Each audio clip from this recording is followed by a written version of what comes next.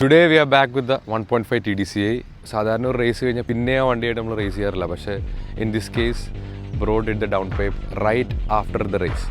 So അന്ന് ആകെ എൻ്റെ വണ്ടിയുടെ ഡിഫറൻസ് ഉണ്ടായിരുന്നത് ഡൗൺ പൈപ്പ്സ് ആയിരുന്നു. സോ ഇന്ന് ഒരു ഡൗൺ പൈപ്പ് കൊണ്ട് മാത്രം ഒരു ഡീസൽ ടർബോ വണ്ടിക്ക് എന്തോരം പെർഫോമൻസ് ഗെയിൻസ് ഉണ്ടാവാൻ പറ്റുമെന്നുള്ളൊരു വ്യത്യാസം നമുക്ക് കാണാം. We don't know whether it will win or not, പക്ഷേ എന്തായാലും ഒരു ഡിഫറൻസ് ഉണ്ടാക്കും. ഫോർ എക്സാമ്പിൾ ഡൗൺ പൈപ്പ് വരുമ്പോൾ ഏറ്റവും കൂടുതൽ ഒരു വണ്ടിക്ക് മാറ്റം വരുന്നത് ടോപ്പ് എൻഡിലാണ്. ടോപ്പ് എൻഡ് എന്ന് പറഞ്ഞു കഴിഞ്ഞാൽ 100 kilometers കഴിഞ്ഞിട്ടുള്ള സ്പീഡിൽ ടോപ്പ് എൻഡ് മാത്രമല്ല, റെവ് റേഞ്ചിൽ ആഫ്റ്റർ 3000 RPM സാധാരണ ഡീസൽ വണ്ടിക്ക് ഉണ്ടാകുന്ന ഒരു ലാഗ് ഉണ്ട്. അതുകൊണ്ട് ആഫ്റ്റർ 3000 RPM നമ്മൾ ഗിയർ ഷിഫ്റ്റ് ചെയ്യണം. പക്ഷേ ഡൗൺ പൈപ്പ് ചെയ്ത് കഴിഞ്ഞപ്പോൾ എനിക്ക് പേഴ്സണലി ഉണ്ടായ അനുഭവം എന്ന് പറഞ്ഞു കഴിഞ്ഞാൽ സീംലെസ്ലി ടോപ്പ് എൻഡ് പോവുകയും വണ്ടി റെവ് ഹാപ്പി ആവുകയും ഒരു പെട്രോൾ ക്യാരക്ടറിലോട്ട് വണ്ടി മാറുകയും ചെയ്യുന്നുണ്ട്. 3, 2, 1 ഗോ.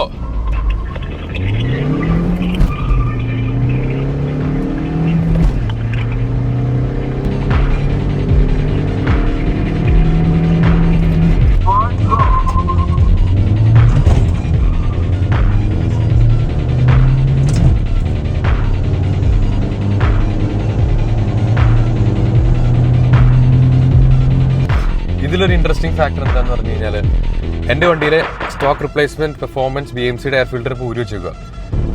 അത് ക്ലീൻ ചെയ്യാൻ വേണ്ടി ഊരി വെച്ചതാണ്. കഴിഞ്ഞ races ചെയ്തപ്പോഴെല്ലാം stock air ഫിൽറ്ററാണ് ഇരുന്നിരുന്നത്.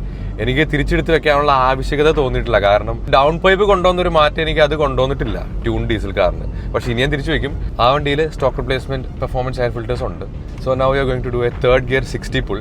Down pipe ചെയ്തുകൊണ്ട് കുറച്ചുകൂടെ ഹയർ സ്പീഡിലേക്ക് പോകുമ്പോഴുള്ള ഡിഫറൻസ് ആണ് പിന്നെ evident. So we'll see third gear 60 pull. 3, 2, 1